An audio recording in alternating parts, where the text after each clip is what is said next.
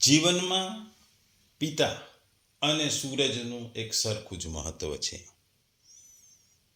સૂરજ ઘણી વખત તપી જાય છે, પિતા પણ ગુસ્સે થઈ જાય છે જ્યારે તમે ખોટું કરો કે આડા અવડા રસ્તે જાઓ.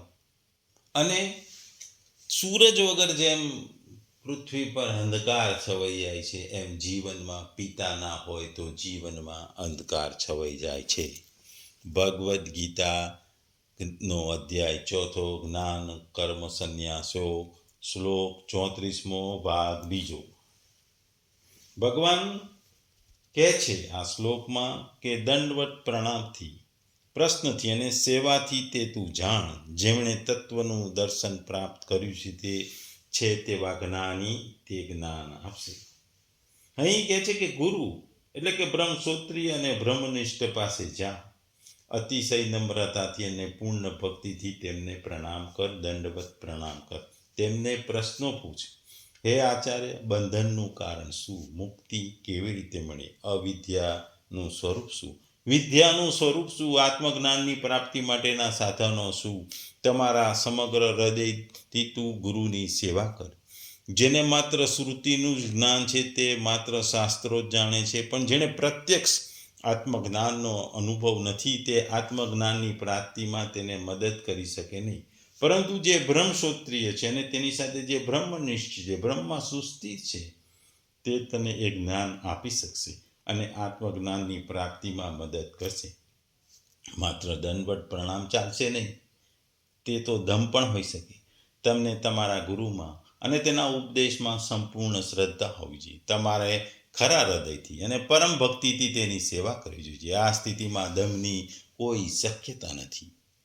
આપણા શાસ્ત્રોમાં અને આપણા ધર્મગ્રંથોમાં જોયું છે કે ભગવાન રામ પણ શિક્ષા લેવા ગુરુના આશ્રમમાં ગયા હતા.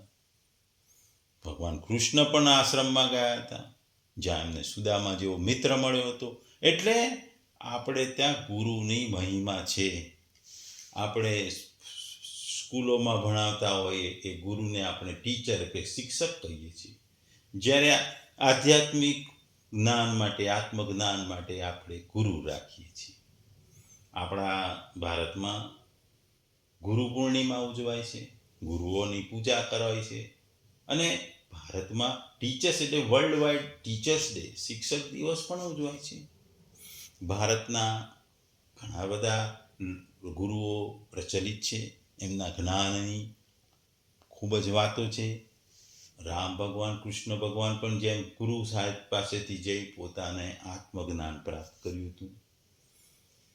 આપણા શાસ્ત્રોમાં ગુરુઓ માટે ખૂબ જ વખાણો થાય છે અને એના માટે એક પ્રચલિત શ્લોક પણ છે.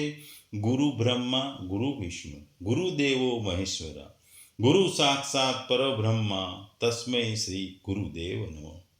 એટલે ગુરુ બ્રહ્મા પણ છે, ગુરુ વિષ્ણુ પણ છે, ગુરુ મહેશ્વર શંકર છે, એક સાક્ષાત પરમ બ્રહ્મ છે. એટલે હું ગુરુને નમસ્કાર કરું છું. આપણે જોઈએ છે કે એક વાર્તા પ્રચલિત છે ગુરુ અને ચેલાની. ગુરુની કિંમત ક્યારે થાય છે? ગુરુની કિંમત ચેલાને ક્યારે થાય છે?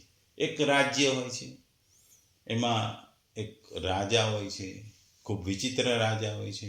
એના રાજ્યમાં બધી જ વસ્તુ સરખા ભાવે મળતી હતી. ટકે શેર ભાજી, ટકે શેર ખાજા, એટલે કોઈ પણ વસ્તુ ટકા ભાવ સરખી કિંમતે મળતી હતી. આ રાજ્યમાં જ્યારે એક ગુરુ અને ચેલો પસાર થતા હોય છે ત્યારે આ રાજ્ય વચ્ચે આવે છે. એટલે એમને થાય છે કે ચલો આ રાજ્યમાં આપણે વસવાટ કરીએ. પણ એણે લોકો સાથેથી વાત કરતા જાણવા મળ્યું કે અહીં દરેક વસ્તુની સરખી કિંમત છે. તેલની હોય કે ઘીની હોય કે મકાન કે શાકભાજીની હોય કે કોઈ બી વસ્તુ વાસણની હોય, એ દરેકની કિંમત એક સરખી છે. ટકે શેર ભાજી, ટકે શેર ખાજા. એટલે ગુરુએ કીધું કે આ રાજ્યમાં તો રહેવાય નહીં, કારણ કે આ રાજ્યમાં આવું જે વસ્તુઓની એક સરખી કિંમત છે, ત્યાં માણસનું શું મહત્વ હોય? પણ ગુરુ સાથેના ચેલાને એમ થાય છે કે આ આટલું સસ્તું મળે છે તો અહીં રહેવામાં મજા આવી જાય છે.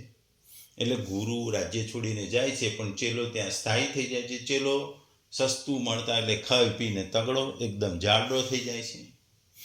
આ દરમિયાન રાજ્યમાં એક દિવાલ પડી જાય છે. દિવાલ પડી જાય છે એટલે રાજા દિવાલ બનાવનારને બોલાવે છે. દિવાલ બનાવનાર કહે છે કે હું તો આ દિવાલના બનાવનારના જે મુકાદ્દમ કોન્ટ્રાક્ટર છે એના હાથ નીચે કામ કરે છું, એટલે એ કોન્ટ્રાક્ટરને બોલાવે છે. કોન્ટ્રાક્ટર કે મેં તો દિવાલ બરાબર બનાવી છે, પણ જે માલ સપ્લાય, જે વસ્તુઓ છે એ ઓછી ક્વોલિટીની હતી, એ ખરાબ વસ્તુ હતી જે મને તમારા મંત્રીએ મોકલી હતી અને મંત્રીના આદેશ મુજબ મેં બનાવી હતી. એટલે રાજા મંત્રીને બોલાવે છે. રાજા મંત્રીને બોલાવે છે, મંત્રી કોઈ જવાબ આપી શકતો નથી, એની કોઈ સફાઈ આપી શકતો નથી, એટલે રાજા એને મૃત્યુદંડ એટલે કે ગળે ફાંસે લટકાવવાની સજા જાહેર કરે છે. મંત્રી ખૂબ જ પાતળા હતા. મૃત્યુદંડની વાત સાંભળી એકદમ આશ્ચર્યમાં પડી જાય છે. એમના માટે ગળે લટકાવવા માટેનો જે ફંદો એટલે ફાંસો તૈયાર હોય છે. જ્યારે એના ફાંસો લટકાવવામાં આવે છે તો એ ખૂબ જ પાતળા હોવાથી ફાંસો બરાબર ફિટ થતો નથી. એટલે ફાંસી આપનાર રાજાને કહે છે કે આ તો બહુ પાતળા છે, આ ફાંસો બરાબર એમને થશે નહીં. એટલે રાજા કહે છે એક કામ કરો, તમે રસ્તામાં જાઓ, રસ્તામાં જે પણ કોઈ પહેલો જાડો વ્યક્તિ મળે એને પકડી લાવો. રાજાના સૈનિકો શોધતા શોધતા જાય છે ત્યારે ગુરુના ચેલાને પકડી લાવે છે. ખાઈ પીને જાડો થઈ ગયો હોય છે. એટલે રાજા કહે છે કે આને તમે લટકાવી દો અને ગળે ફાંસો આપી દો. ત્યારે ચેલાને વિચાર આવે છે, એને મનમાં થાય છે કે એ રાજાને કહે છે કે તમે મને ફાંસી આપી દો, મને કોઈ વાંધો નથી, પણ આ પહેલાં મને એક વખત મારા ગુરુને મળવા દો. ગુરુને બોલાવવામાં આવે છે. ગુરુ ચેલાના કાનમાં ખાનગીમાં કંઈ કહે છે. પછી ગુરુ ને ચેલા વચ્ચે વાદ વિવાદ થાય છે. ગુરુ કે હું ફાંસીએ ચડું, ચેલો કે હું ફાંસીએ ચડું. બેની વચ્ચે ચડબડ ચાલતી હોય છે. રાજા આ વાત સાંભળીને આવે છે. રાજા પૂછે છે કે તમે બે કેમ વાદ વિવાદ કરો છો? તો ચેલો કહે છે કે હું ફાંસીએ ચડવા માંગુ છું, હું પણ મારા ગુરુ પણ ફાંસીએ ચડવા, અમારા બે વચ્ચે કોણ ચડે એની વાત વિવાદ થાય છે. એટલે રાજા ગુરુને પૂછે કે તમે કેમ ફાંસીએ ચડવા માંગો છો?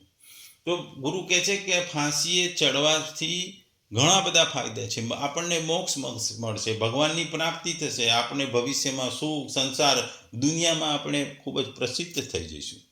એવી વસ્તુ છે. જો આ કાળ એવો છે, આ સમય એવો છે, આ શુભ સમય છે જેમાંથી આપણી પ્રસિદ્ધિ થશે, આપણું નામ ચારે બાજુ થશે, આપણને લોકો ઓળખશે, આપણને લોકો વખાણ કરશે. આ વાત સાંભળીને રાજા આદેશ કરે છે કે આ બેને છોડી દો, મને ફાંસીએ લટકાવી દો. રાજાને ફાંસીએ લટકાવી દેવામાં આવે છે. પ્રજા આ ફાંસીએ રાજા લટકી જાય છે એટલે ખુશ થઈ જાય છે, એ ગુરુનો આભાર માને છે. એટલે ગુરુની કેટલી કિંમત છે જીવનમાં. કોઈ પણ જગ્યાએ ગુરુ આપણને માર્ગ ચીતે છે. એટલે મૂળ આ શ્લોકમાં પણ ગુરુનું માટે કહેવામાં આવ્યું છે. અહીં આપણે જોઈએ છે કે અર્જુન યુદ્ધમાં સ્વજનોની ચિંતા કરતો હોય છે કે હું યુદ્ધ કરીશ તો આ લોકો મરશે, મને પાપ લાગશે, એટલે યુદ્ધ ન કરવા વિચારે છે. પોતાના કર્તવ્ય કર્મથી એ દૂર ભાગે છે. એટલે ભગવાન અર્જુનને જાણે એમ કહી રહ્યા છે કે તું કર્મોથીનો સ્વરૂપનો ત્યાગ કરી જ્ઞાન પ્રાપ્ત કરવા જ ને શ્રેષ્ઠ માનતો હોય તો તું કોઈ પણ તત્વદર્શી જ્ઞાની મહાપુરુષ પાસે જઈ વિધિપૂર્વક જ્ઞાનને પ્રાપ્ત કર. હું તને ઉપદેશ આપું છું. વાસ્તવમાં ભગવાન અહીં અર્જુનને જ્ઞાની મહાપુરુષો પાસે મોકલવાનો નથી, બલકે તેમને ચેતવવાનો છે. અહીં એવું કહેવાનું છે કે જેવી રીતે કોઈ મહાપુરુષ કોઈને તેના કલ્યાણની વાત કહી રહ્યા છે, પરંતુ શ્રદ્ધાની ઉણપને કારણે સાંભળનારને એ વાત રૂચતી નથી કે સમજાતી નથી, તો તે મહાપુરુષ તેને કહી દે કે તું કોઈ બીજા મહાપુરુષની પાસે જઈ પોતાના કલ્યાણનો ઉપાય પૂછી જો. એવી જ રીતે ભગવાન એમ કહી દે કે જો તને મારી વાત નથી સારી લાગતી તો તું કોઈ જ્ઞાની મહાપુરુષની પાસે જઈ પ્રચલિત પ્રણાલી વડે જ્ઞાન પ્રાપ્ત કરવાની પ્રચલિત પ્રણાલી છે. કર્મોને સ્વરૂપથી ત્યાગ કરી જિજ્ઞાસાપૂર્વક શ્રોત્રિય અને બ્રહ્મનિષ્ઠ ગુરુની પાસે જઈ વિધિપૂર્વક જ્ઞાન મેળવવું. આગળ ચાલી ભગવાન કહે છે કે એ જ તત્વજ્ઞાન તને પોતાના કર્તવ્યો કર્મો કરતા કર્મ સિદ્ધ થતા બીજા કોઈ સાધન વિના આપોઆપ પોતાની અંદર પ્રાપ્ત થઈ જશે. તેને માટે કોઈ બીજા પાસે જવાની જરૂર નથી. જ્ઞાન પ્રાપ્તિ માટે ગુરુ પાસે જઈ એમને સાષ્ટાંગ દંડવત પ્રણામ કરો. તાત્પર્ય એ છે કે ગુરુ પાસે સમોવડ્યા નહીં પણ નીચા થઈને રહેવું, જેથી પોતાના શરીરથી ગુરુનો કદી અનાદર કે તિરસ્કાર ન થાય. નમ્રતા, સરળતા અને જિજ્ઞાસુ ભાવથી તેમની પાસે રહેવું અને એમની સેવા કરવી, પોતાની જાતને એમના માટે એમની સેવામાં સમર્પિત કરી દેવી, એમને આધીન કરવી દેવી. શરીર અને વસ્તુઓ વડે ગુરુની સેવા કરવી, જેનાથી તેઓ પ્રસન્ન થાય અને તેવું કામ કરવું. એમની પ્રસન્નતા પ્રાપ્ત કરવી હોય તો તેમને પોતાની જાતને સર્વતા એમને આધીન કરી દેવી. સંત મહાપુરુષની સૌથી મોટી સેવા છે એમના સિદ્ધાંતો અનુસાર પોતાનું જીવન બનાવવું, કારણ કે એમને સિદ્ધાંતો જેટલા પ્રિય હોય છે એટલું પોતાનું શરીર પણ પ્રિય હોતું નથી. સિદ્ધાંતની રક્ષા માટે તેઓ પોતાના શરીર શુદ્ધનો ત્યાગ કરી દે છે. અહીં ભગવાન આગળ કહે છે, કેવળ પરમાત્મા તત્વને જાણવાને માટે જિજ્ઞાસુ ભાવે સરળતા અને વિનમ્રતાપૂર્વક ગુરુને પ્રશ્ન કરો. પોતાની વિદ્વતા બતાવવાને માટે અથવા તેમની પરીક્ષા કરવા માટે પ્રશ્ન ન કરો, એમનું અપમાન નહીં કરવાનું. અહીં ભગવાન તત્વદર્શી પદનું તાત્પર્ય એ છે કે તે મહાપુરુષ પરમ તત્વનો અનુભવ થઈ ગયો હોય છે, અને જ્ઞાની પદનું તાત્પર્ય એ છે કે એમણે વેદો અને શાસ્ત્રો સારી રીતે ભણેલા કે જાણેલા હોય છે, એમનું જ્ઞાન હોય છે. એવા તત્વદર્શી અને જ્ઞાની મહાપુરુષ પાસે જઈ જ્ઞાન પ્રાપ્ત કરવું જોઈએ. અંતઃકરણની શુદ્ધિ અનુસાર જ્ઞાનના અધિકારીઓ 3 પ્રકારના હોય છે. એક ઉત્તમ, મધ્ય અને કનિષ્ઠ. ઉત્તમ અધિકારીને શ્રવણ માત્રથી તત્વજ્ઞાન થાય છે.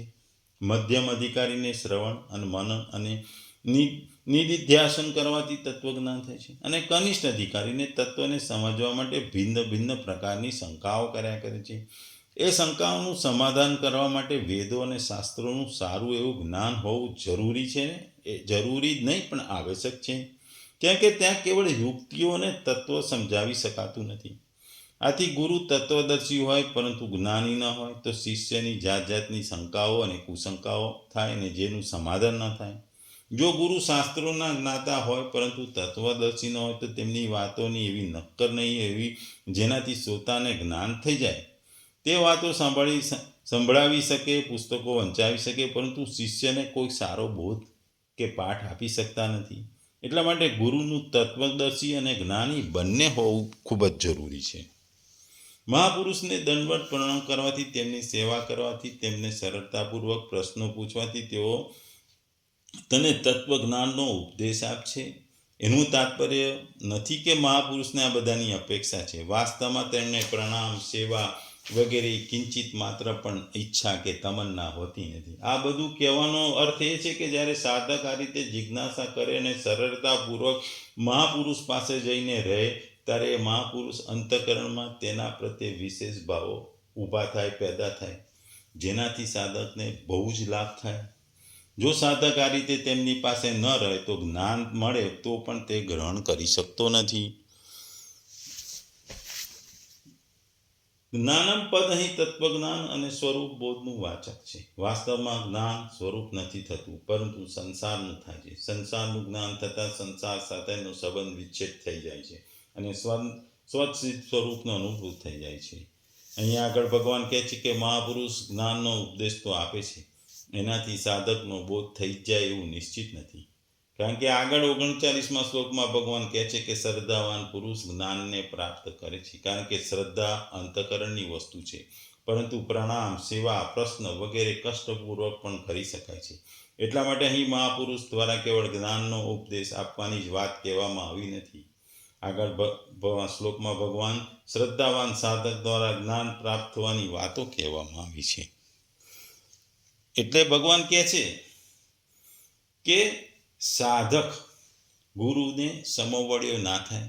સાધક એટલે કે શિષ્ય બનીને રહે. સાધક સમવડ્યાને બદલે શિષ્ય બનીને ગુરુ સાથે રહે, ગુરુની આજ્ઞાઓનું પાલન કરે, ગુરુની સેવા કરે, ગુરુને માન આપે, ગુરુને પ્રશ્નો પૂછે, એની જે વસ્તુઓનો જેને જ્ઞાનની જરૂર એના પ્રશ્નો પૂછે, તો એને આત્મજ્ઞાન, આત્મચિંતનનો જ્ઞાન મળે. આત્મજ્ઞાન મળે એટલે એને મોક્ષ માટેની વસ્તુઓ જાણવા મળે. મોક્ષ કેવી રીતે મળવો, મોક્ષ કેમ થાય, ક્યારે મળે, કેવી રીતે મળે, એ બધું જ્ઞાન મળે. એટલે જીવનમાં ગુરુની જરૂર છે, સારા ગુરુની જરૂર છે. એ આ શ્લોકનું ખૂબ જ મહત્ત્વ છે.